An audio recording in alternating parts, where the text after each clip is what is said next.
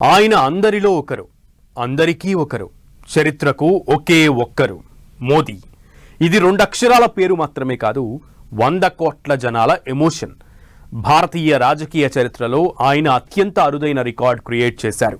అత్యధిక కాలం ప్రధాని పదవిలో కొనసాగిన నేతగా చరిత్రను సృష్టించారు. భారత తొలి ప్రధాని నెహ్రూ పేరు మీద ఉన్న రికార్డును బ్రేక్ చేశారు మోదీ. మోదీ 12 ఏళ్ల పాలన ఎలా సాగింది? ప్రధానిగా ఆయన ప్రయాణం ఎలా కనిపించింది?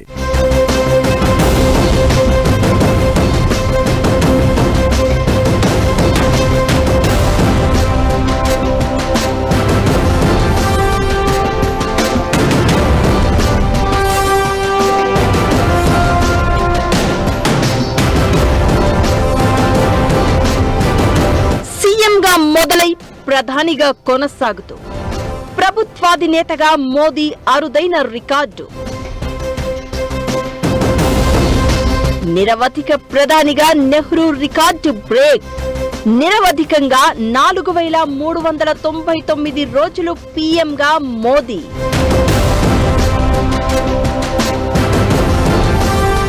వరుసగా 3 సార్లు ప్రధానిగా ప్రమాణం. 12 ఏళ్లు ప్రధానిగా మోదీ పాలన ఎలా సాగింది?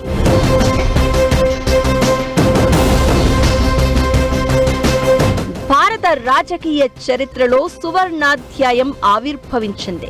సరిగ్గా 12 ఏళ్ల కిందట 2014 మే 26న దేశ ప్రధానిగా ప్రస్థానాన్ని ప్రారంభించిన మోదీ అత్యంత అరుదైన చారిత్రక మైలురాయి అధిగమించారు.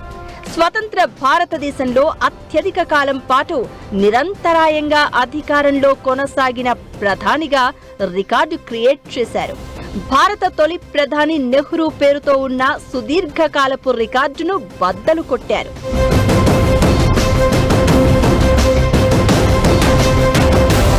జూన్ 9 నాటికే ఆయన పదవిలో విజయవంతంగా 4398 రోజులను పూర్తి చేసుకుని చరిత్ర సృష్టించారు. 12 ఏళ్ల కింద మే 26న మొదటిసారి ప్రధానిగా బాధ్యతలు స్వీకరించిన మోదీ 2019, 2024 ఎన్నికల్లోనూ వరుస విజయాలు సాధించి అధికారంలో కొనసాగుతున్నారు. దీంతో ఎన్నికల తర్వాత అధికారంలోకి వచ్చి అత్యధిక కాలం నిరవధికంగా ప్రధాని పదవిలో కొనసాగిన నాయకుడిగా నిలిచారు. 1952లో జరిగిన తొలి సాధారణ ఎన్నికల తర్వాత నెహ్రూ ప్రధానమంత్రిగా బాధ్యతలు చేపట్టి 1964 మే 27న మరణించే వరకు 4398 రోజులు పదవిలో కొనసాగారు. మోదీ, నెహ్రూ తర్వాత ఇందిరాగాంధీ 3వ స్థానంలో ఉన్నారు. 1966 జనవరి నుంచి 1977 మార్చి వరకు 4077 రోజుల పాటు ఆమె ప్రధాని పదవిలో కొనసాగారు. ఇక 3652 రోజులతో మన్మోహన్ సింగ్, 2272 రోజులతో వాజ్పేయి, 1827 రోజులతో పివి, 1826 రోజులతో రాజీవ్ గాంధీ, 857 రోజులతో మొరార్జీ దేశాయ్, 576 రోజులతో లాల్ బహదూర్ శాస్త్రి ఆ తర్వాత స్థానాల్లో ఉన్నారు. అయితే 1947 ఆగస్టు 15న స్వతంత్ర భారత తొలి ప్రధానమంత్రిగా బాధ్యతలు చేపట్టిన నెహ్రూ 1964 మే 27న మరణించే వరకు మొత్తం 6131 రోజులు పదవిలో కొనసాగారు. అయితే 1952లో జరిగిన తొలి సాధారణ ఎన్నికల తర్వాత ఎన్నికైన ప్రధానిగా ఆయన కొనసాగిన కాలాన్ని మాత్రమే అధికారిక రికార్డుగా పరిగణిస్తారు. అంటే ఆ రికార్డు సేఫ్ గానే ఉందన్నమాట. మోదీ ప్రధానిగా ఇంకో 1732 రోజులు అంటే దాదాపు 4 సంవత్సరాల 9 నెలలు పూర్తి చేసుకుంటే ఆ రికార్డు కూడా బద్దలయ్యే ఛాన్స్ ఉంది.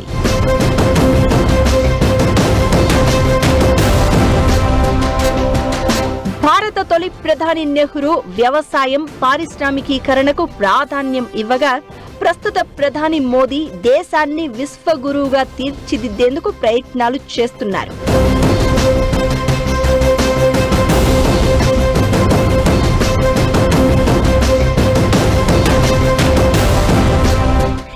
మోదీ సర్కార్ అధికారంలోకి వచ్చి 12 ఏళ్లు పూర్తి చేసుకుని 13వ వడిలోకి అడుగు పెట్టగా సోషల్ మీడియా వేదికగా ప్రధాని ఎమోషనల్ పోస్ట్ చేశారు. గత 12 ఏళ్లలో దేశంలో అనేక మార్పులు చోటు చేసుకున్నాయని, ఆ మార్పుల కేంద్ర బిందువు పేదలు, అట్టడుగు వర్గాల సంక్షేమమే అని అన్నారు. జన్ ధన్ ఖాతాలు, ప్రత్యక్ష నగదు బదిలీ పథకాలు, స్వచ్ఛ భారత్, ప్రధానమంత్రి ఆవాస్ యోజన, జల్ జీవన్ మిషన్, ఆయుష్మాన్ భారత్ వంటి కార్యక్రమాల ద్వారా కోట్లాది మందికి ప్రయోజనం చేకూర్చామని తెలిపారు. అభివృద్ధి ఫలాలు అందని వర్గాలకు చేరేలా పనిచేయడమే తమ ప్రభుత్వ లక్ష్యమని వివరించారు. నెహ్రూ కాలం స్వతంత్ర భారతదేశ నిర్మాణ దశ, కాంగ్రెస్ ఆధిపత్యం, ఒక దేశం ఒక నాయకుడి యుగం. అయితే మోదీ కాలం వేరు, బహుళ రాజకీయ వ్యవస్థ, తీవ్రమైన పోటీ, సోషల్ మీడియా ప్రభావం ఉన్న ఆధునిక భారతదేశంలో వరుసగా 3 ఎన్నికల్లో బలమైన విజయం సాధించడం మామూలు విషయం కాదు. ఇది భారత రాజకీయాల్లో స్థిరత్వం, నిర్ణయాత్మక నాయకత్వం, జనాలు ఒక నాయకుడి మీద చూపిన నమ్మకానికి నిదర్శనం. అభివృద్ధి మంత్రం, హిందుత్వ సాంస్కృతిక జాతీయవాదంతో దేశ రాజకీయాలను మోదీ మార్చేశారు. ఆర్టికల్ 370 రద్దు నుంచి ట్రిపుల్ తలాక్ నిషేధం, అయోధ్యలో రామ మందిర నిర్మాణం వరకు చరిత్రకు సరికొత్త పేజీలను చేర్చారు అనడంలో ఎలాంటి అనుమానం లేదు. 12 ఏళ్ల మోదీ హయాంలో భారత్ ఆర్థికంగా, సాంకేతికంగా ఎంతో బలోపేతమైంది. యూపీఐ, డిజిటల్ పబ్లిక్ ఇన్ఫ్రాస్ట్రక్చర్తో ప్రపంచానికి సరికొత్త పాఠాలు నేర్పింది. ఒకప్పుడు ప్రపంచ ఆర్థిక వ్యవస్థల్లో ఎక్కడో వెనకే ఉన్న భారత్ ఇప్పుడు గ్లోబల్ లీడర్గా ఎదిగింది. అంతర్జాతీయ వేదికలపై భారతదేశం తీసుకునే నిర్ణయాలు నేడు ప్రపంచ గమనాన్ని శాసిస్తున్నాయి.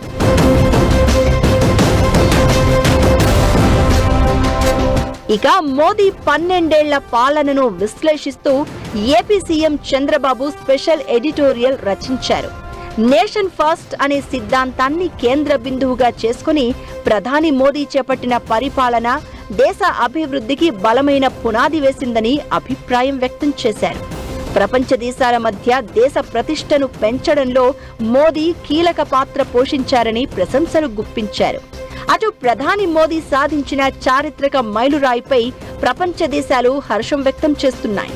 జూన్ 10న మైలురాయి సంఖ్య మాత్రమే కాదు, మోదీపై దేశ జనాలు ఉంచిన అచంచలమైన నమ్మకానికి, తిరుగులేని నాయకత్వానికి దక్కిన చారిత్రాత్మక నిదర్శనం అని రాజకీయ వర్గాలు అంటున్నాయి.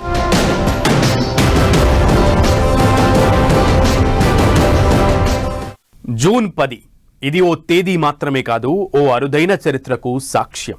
ముఖ్యమంత్రిగా, ప్రధానిగా, ఓ ప్రభుత్వాధినేతగా ప్రజాస్వామ్య చరిత్రలో ఎవ్వరికీ సాధ్యం కాని అరుదైన మైలురాయిని ఇప్పటికే అధిగమించారు. మరి 12 ఏళ్ల ప్రధానిగా మోదీ పాలన ఎలా సాగింది? భారత్ సాధించిన ఘనతలేంటి? 2014కు ముందు, తర్వాత అసలేం జరిగింది? మోదీ పాలన ఆర్థిక వ్యవస్థని ఎలా పరుగులు పెట్టించింది?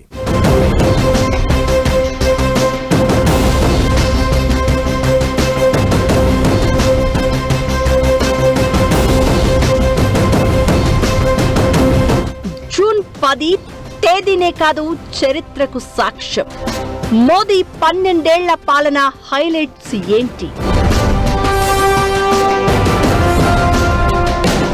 ప్రధానిగా మోదీ సాధించిన ఘనతలు ఏంటి? ఆర్థిక వ్యవస్థ రూపురేఖలు ఎలా మారాయి? మోదీ తీసుకున్న సంచలన నిర్ణయాలేంటి?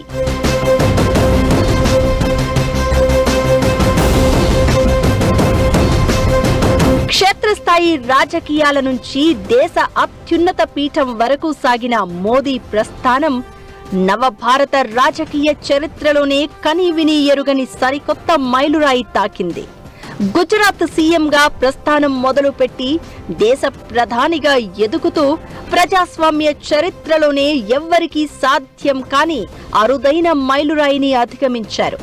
మార్చి నాటికే 8,931 రోజుల పాటు విరామం లేకుండా ఒక ఎన్నికైన ప్రభుత్వానికి అధినేతగా కొనసాగి దేశంలోనే సుదీర్ఘకాలం పాలించిన నేతగా రికార్డులకెక్కారు. సిక్కిం మాజీ సీఎం పవన్ కుమార్ చామ్లింగ్ రికార్డు బద్దలు కొట్టారు. మోదీ రాజకీయ ప్రస్థానంలో ప్రత్యేకతలు ఎన్నో. గుజరాత్కు అత్యధిక కాలం సీఎంగా పనిచేసిన వ్యక్తిగా రికార్డు సృష్టించారు. 2001 నుంచి 2014 వరకు 3 సార్లు అసెంబ్లీ ఎన్నికల్లో విజయం సాధించి రాష్ట్రాన్ని ప్రగతి పదంలో నడిపించారు. 2014లో దేశ పగ్గాలు చేపట్టిన మోదీ 2019, 2024లోనూ కమలం పార్టీని విజయ పదంలో నడిపించారు. గత ఏడాది జూలైలోనే ఆయన మాజీ ప్రధాని ఇందిరాగాంధీ రికార్డును అధిగమించి వరుసగా అత్యధిక కాలం పనిచేసిన రెండో ప్రధానిగా నిలిచారు. ఇప్పుడు నెహ్రూ రికార్డును కూడా బ్రేక్ చేశారు. మోదీ 12 ఏళ్ల పాలనలో సామాజిక, ఆర్థిక రంగాల్లో భారత్ భారీ పురోగతి సాధించింది. ప్రపంచానికే మార్గదర్శిగా నిలిచింది. సామాన్యుడి ప్రాథమిక అవసరాలను తీర్చడంతో మోదీ సర్కార్ ఇన్నింగ్స్ స్టార్ట్ అయింది. 2014 ఆగస్టు 28న ప్రధానమంత్రి జన్ ధన్ యోజన ప్రారంభమైంది. ఇప్పుడు దేశంలో 58 కోట్లకు పైగా బ్యాంకు ఖాతాలు ఉన్నాయి. ఇక స్వచ్ఛ భారత్ పేరుతో 12 కోట్లకు పైగా గృహాలకు మరుగుదొడ్లు నిర్మించారు. ఇక ఉజ్వల పథకం ద్వారా 10 కోట్ల గ్యాస్ కనెక్షన్లు, జల్ జీవన్ మిషన్ ద్వారా 15.7 కోట్ల ఇళ్లకు తాగునీటి కుళాయి కనెక్షన్లు అందాయి. ప్రధానమంత్రి ఆవాస్ యోజన కింద 2.82 కోట్ల పక్కా ఇళ్ల నిర్మాణం పూర్తయింది. 10 కోట్ల మంది మహిళలకు ఉజ్వల యోజన లాంటి పథకాలు అందించారు. ఇక ఆరోగ్య రంగంలో ఆయుష్మాన్ భారత్ ఒక విప్లవాత్మక నిర్ణయం.